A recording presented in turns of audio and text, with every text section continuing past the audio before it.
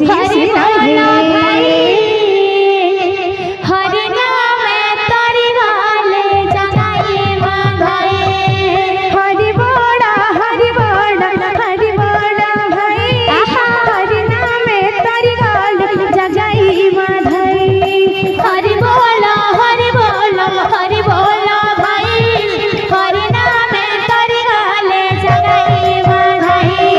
दत्तंकर मन वांछा परिपूर्ण